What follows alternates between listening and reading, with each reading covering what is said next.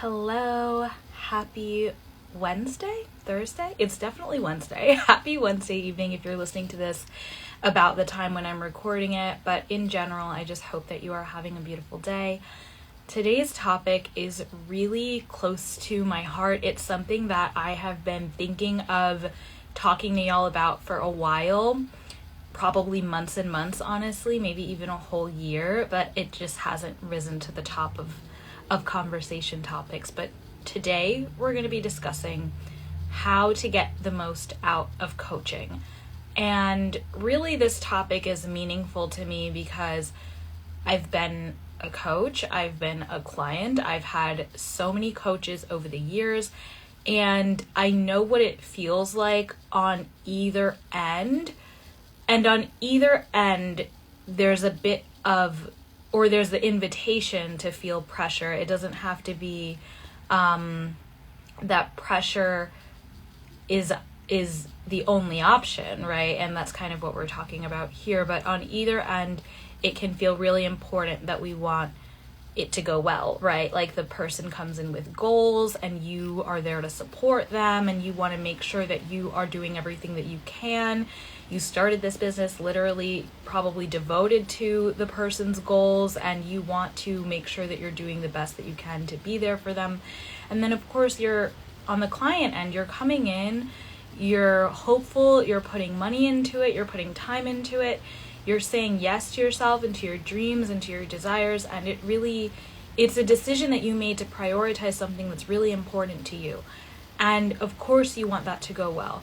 I also want to acknowledge that the conversation for coaches is probably going to come at a later time, because there's a way for us coaches to do everything we can to make sure that we're supporting our clients and getting the most out of our programs. That's not really what I'm going to be talking about today, but what I'm going to be talking about today is the client side and how to be doing everything you can to get the most out of your investment in coaching. And this could probably also apply to courses, even though I have so many thoughts on this. Honestly, this is going to be like multiple podcast episodes, multiple live streams, because I have so much to say about getting the most out of investing in your personal growth, in your spiritual development, investing in mentorship, like however you want to think about this. I have so much to say about it, and I've been through so many cycles of feeling like, I invested in something and I didn't get the result I wanted, and how do I cope with that? Or I invested in something and I blew my dreams out of the water, and how do I process that? And like there's so much there. And so this is going to be the first of what I'm sure is going to be an ongoing line of communication. And if you all are listening and you have any questions, or if this brings up anything for you, I really want this to feel like a two-way street. So you can comment on this live, you can comment on the podcast when this goes up on the podcast, and just let's have this conversation, okay? So with that, I will say I am getting over a cold right now. I've got some tea. This is not going to be a very long live stream, but it was something that it just felt right to come on and chat with y'all about, at least for a little bit, to get the conversation started. Okay, so the first thing I want to say in terms of how to make sure that you're getting the most out of any coaching investment that you make is to go into it with an understanding that you have a very clear goal. You have an intention, and make that very, very vivid, very specific, very clear. So instead of saying, I'm hiring a business coach to make more money, or I'm hiring a fitness coach to get more fit, or I'm hiring a relationship coach to, whatever, instead of making your goals for coaching vague, I'm hiring a spiritual coach to deepen my spiritual practice. Like, instead of making your goals vague, I want it to be so clear and so obvious to you how your day-to-day life is going to change via this investment. Like, what are you setting into motion? What is your goal?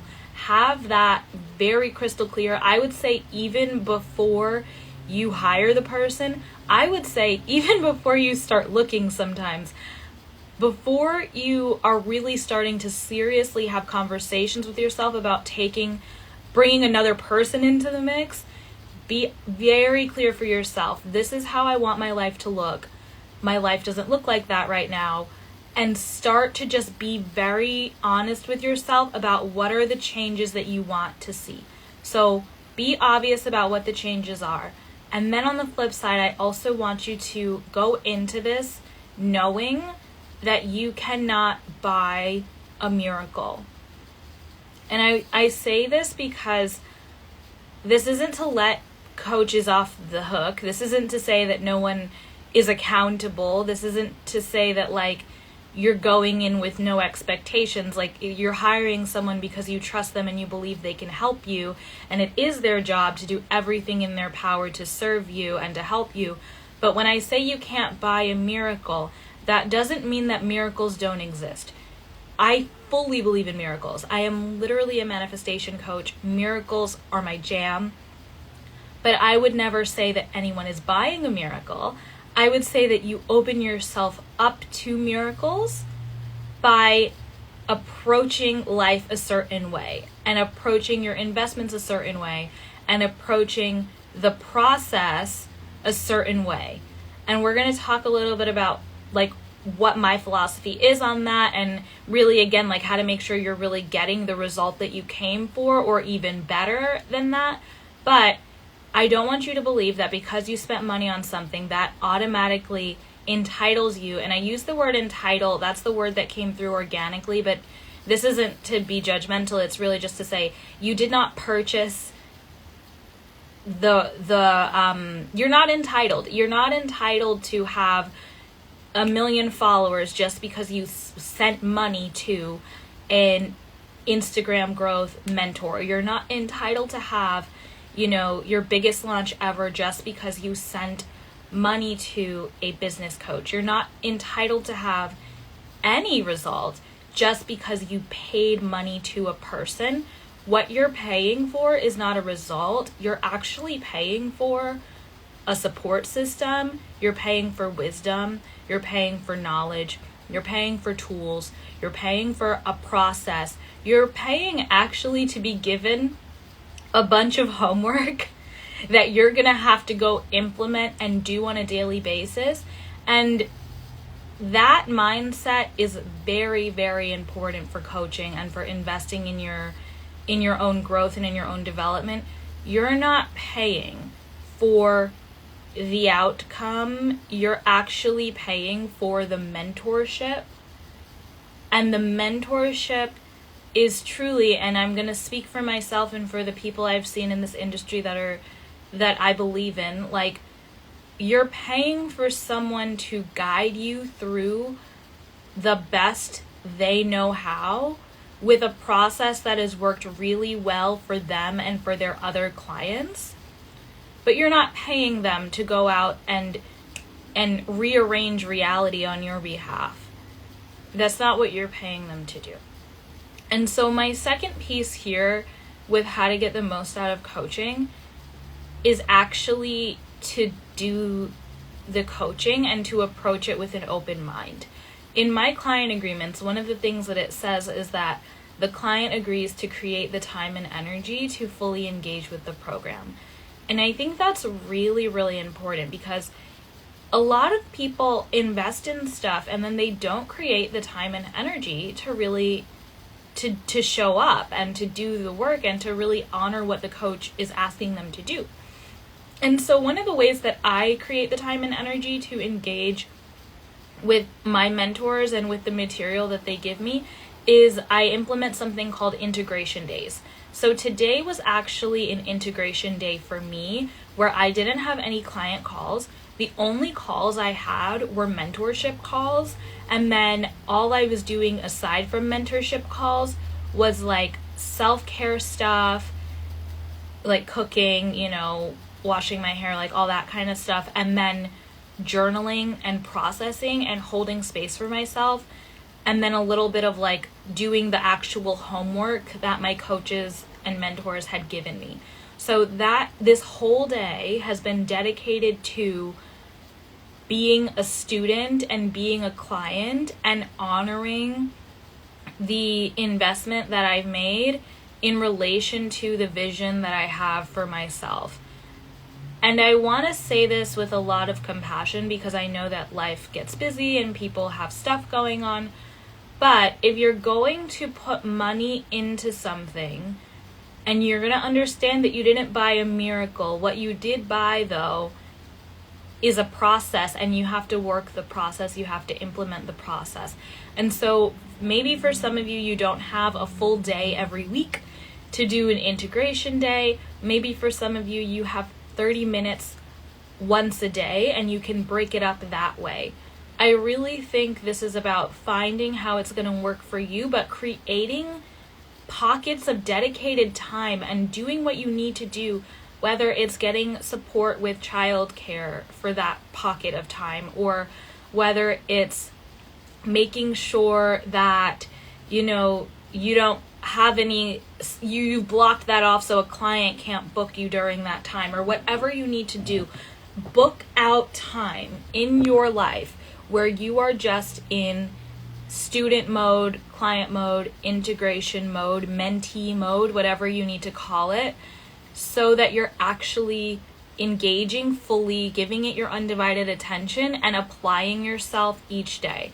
When I had a full-time job, I was waking up at 5:15 in the morning, and I don't tell this a lot, but I think it's something that's important because there are so many people who feel like they can't, they don't have time to do things, but it's because they're not using their time intentionally. And I really want you all to start to think about how you can prioritize yourself and prioritize your desires and prioritize the vision that you have for yourself. And what that might look like is waking up early.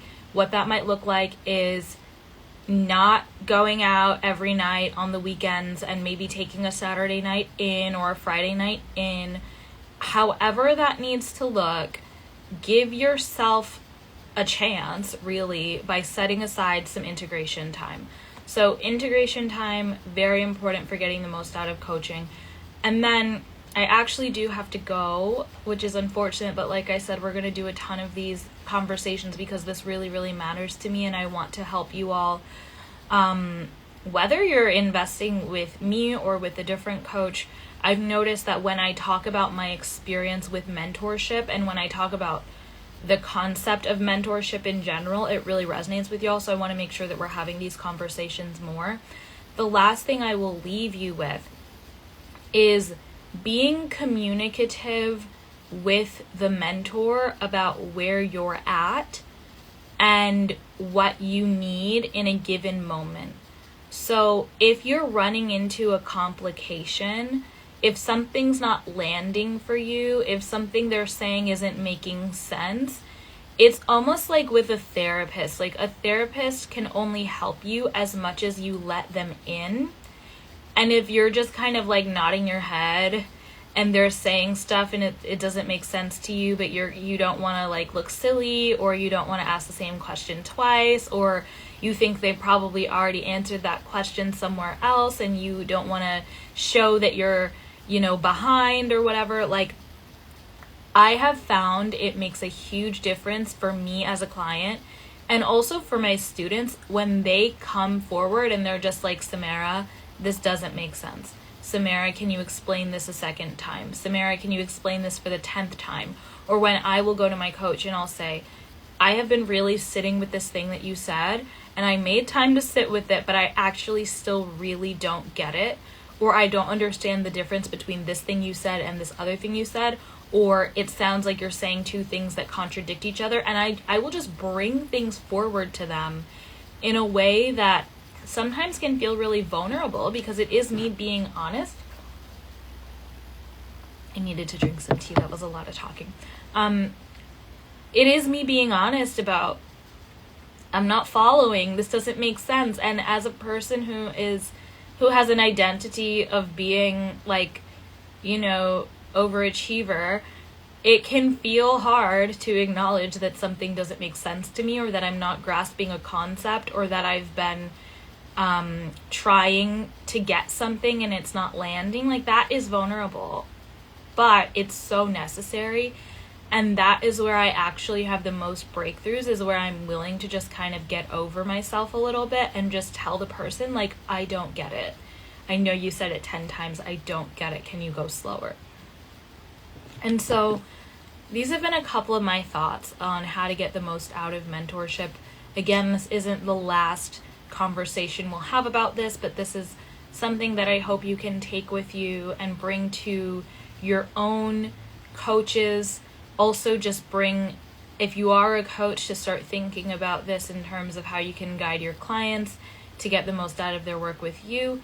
And again, like I said, if you are considering a coach, really get super, super clear on exactly how you want your life to change before you go in and find the person. Because truly, there have been so many times where I had a vague idea of what I wanted. I was talking to a couple of coaches, and also, we don't get offended. No good coach will get offended to know that you're talking to multiple coaches, especially if it's like, I have this vision, I'm trying to see who's the best person to support me. Like, scope around, go out and talk to people, get in people's DMs, email them, email their teams, like, learn about multiple different support options that you have available to you. And I even have clients who have multiple coaches. I've had several clients who have multiple coaches. I have multiple coaches. So whether it's like you're talking to multiple prospective coaches or you have multiple coaches, all of that's fine. No coach with integrity, I think, will be upset about that. But have the vision so that you can have something to match a person up against. Like, does this person do the specific thing that I am looking for beyond just the broad title of fitness coach, business coach, wellness coach, relationship coach, whatever? Like, is this person specific enough that I believe they're going to help me get where I want to go? So, I love you. This has been a really great conversation. I'm super excited to see where we go from here. And again, don't hesitate to let me know how this all sat with you, because I'm going to be talking about this a lot more. All right. Love you. Bye.